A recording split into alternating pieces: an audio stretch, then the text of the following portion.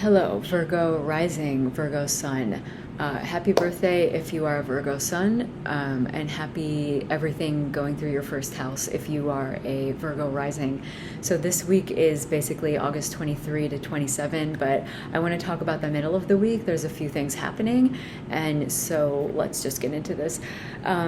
So as a Virgo rising, I'm going to speak to you, or you could listen for a Virgo sun, but as a Virgo rising, that means you have Mercury right now in Virgo in your first house. So Mercury is in his home position there. It's like where he has all of his tools at the ready, and his communication and analysis powers are like really strong. That's in your first house of self, of identity, of body, of how you look outwardly to the world and how you put yourself out there. And that's good. You want that. You want Mercury or any planet very strong in its domicile, in its home, in your first house. That's great. So, welcome home, Mercury. He's in your first house. Let's see, I think Tuesday, tomorrow, the 24th, Mercury will oppose Neptune in, sorry, the hell's happening here? Mercury will oppose Neptune in Pisces. So if Mercury is working really well and using all of his strength for communication and analysis in your first house of self, he's opposing Neptune in your seventh house of other. So other meaning like a relationship other, the partner or business partner. Or it could be maybe an opponent if you're in like a tennis match or something, or maybe like a lawsuit or something. It's a one-on-one thing. It's usually a partner though. So that is kind of like a, I don't know, like a schism between self and other, like you and the other party that you're dealing with here.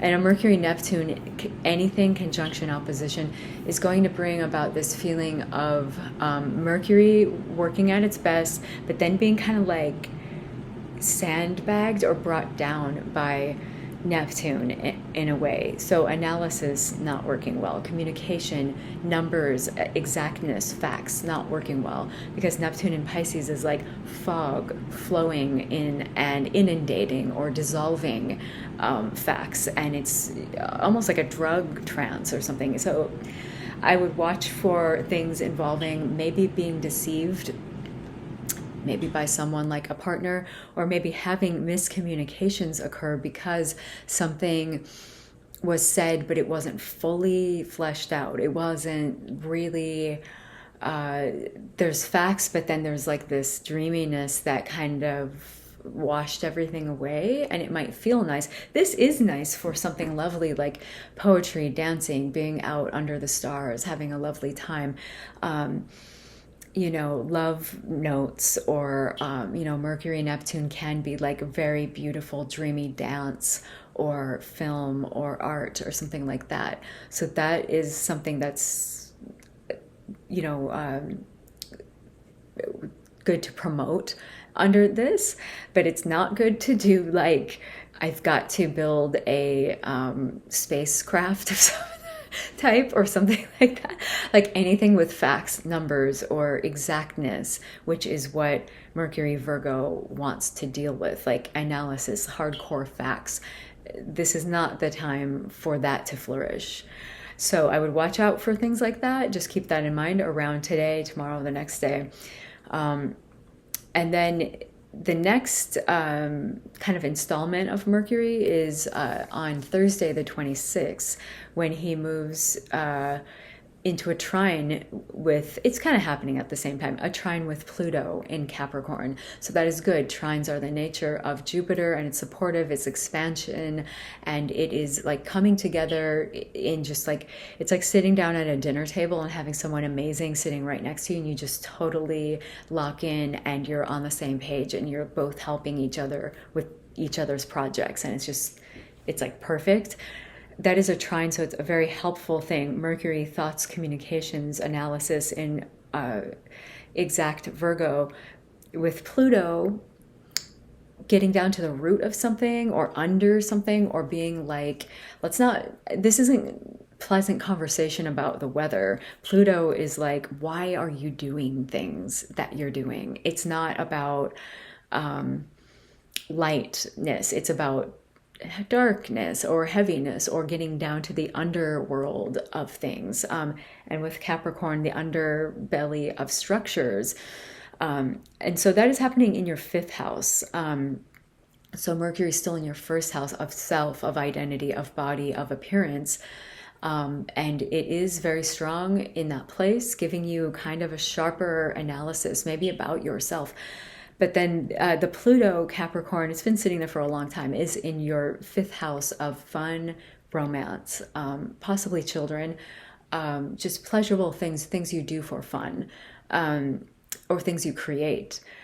So I feel that this could maybe be a time for, I don't know, that day might be a time of like a breakthrough kind of communication or a breakthrough idea that brings you closer to the root of your fifth house things, of creating, of why you do, why are you seeking pleasure, how are you enjoying yourself in this way, or something to do with children, like an insight, a deep insight. So that is what is happening there for you guys. Are we good with that? Yeah, I mean, oh, and one other thing. So when Mercury moves through these motions, let's say Mercury goes opposite Neptune on the 24th, and then Mercury will trine Pluto on the 26th. That happens, and then because it's the last bit of it's winding down its journey through Virgo, so it will move on. But there's also other planets right now in your first house, and those happen to be obviously the Sun just moved in today, and it's on the star Regulus, so that's really nice.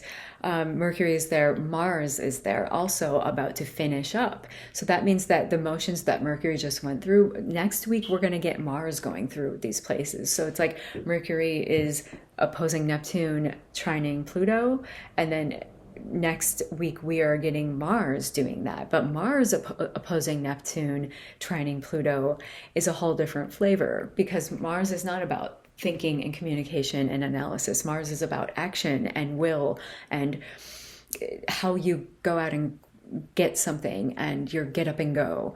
So that's a whole other thing. We'll talk about that, not tomorrow, but we'll talk about that next week. And that is pretty much it for you guys. You've got a lot going through your first house, so make use of this energy right now. Probably upgrades, even, physical upgrades that you're doing, changing things around with your body or your appearance, and just your general demeanor of who you are. It's almost like a little rebirth, like a birthday. So I will, I'm going to wrap it up there. I will be back next week, and I will see you then. Thank you.